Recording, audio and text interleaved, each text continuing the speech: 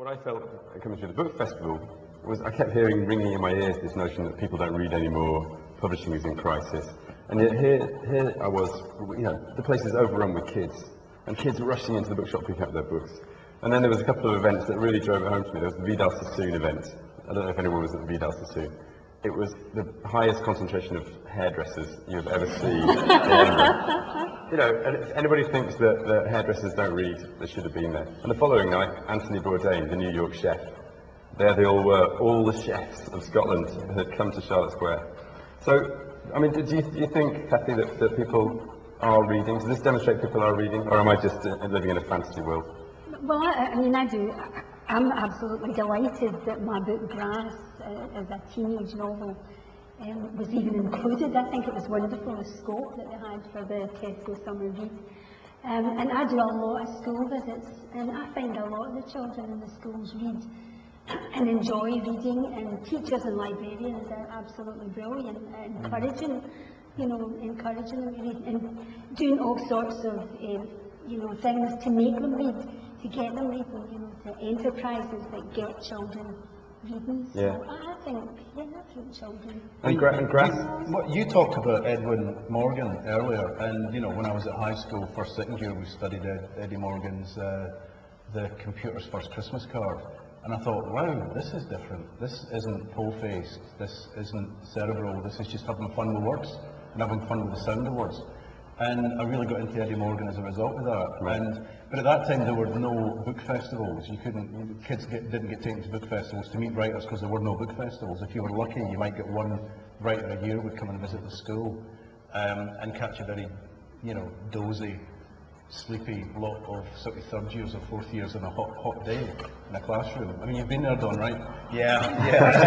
Not as a pupil, ladies and gentlemen, not as a pupil. But that kind of, right straight away, it was that kind of energy and that zip about Eddie's poetry in particular, and it was kind of very, I take my hat off you at short notice for organising a night in his honour at the book festival.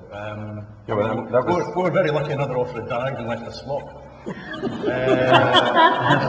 an old win, isn't it? Nobel Prize winning author had died. There was a window there for us to celebrate the life of Edwin Morgan.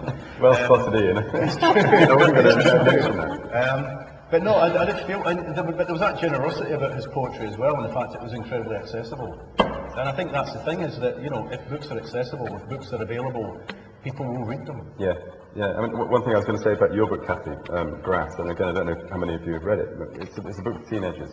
What I like about it is that it takes the sort of thriller form, or the crime novel form, and it uses that as a way of generating a story which will be read by teenagers. But I think in reading it, I felt that you were also introducing people to adult book reading, and it would be a very short step from there onto some of the crime novels for adults which are on this list. I'm definitely a crime writer. That's what I want to do. I want to write murder stories.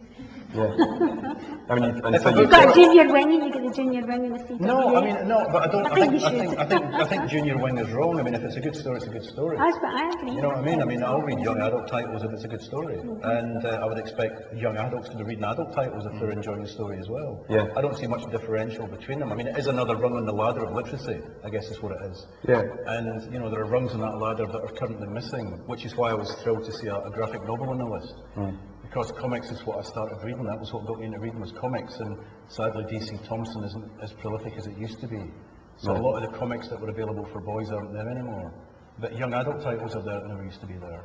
So that's right. Yeah, and there never used to be, I know when I was in school, there wasn't such a thing as a young adult novel, There was that horrific thing recently where they were attempting to rebrand all these books, or at least they had to carry, the recommended reading age. Absolutely outrageous. Because as you say, it's just like... No, I mean, one of the things that got me into reading books was that I wasn't allowed to go to the cinema and see things like The Godfather or One Flew Over the Cuckoo's Nest, because I wasn't old enough. French Connection wasn't old enough, I wasn't 18. You can read whatever you want. But nobody stopped me going to the library and getting them at the library. It was a thrilling moment in my life. To think here was this taboo stuff that I wasn't supposed to be getting, and this librarian was feeding my sort of addiction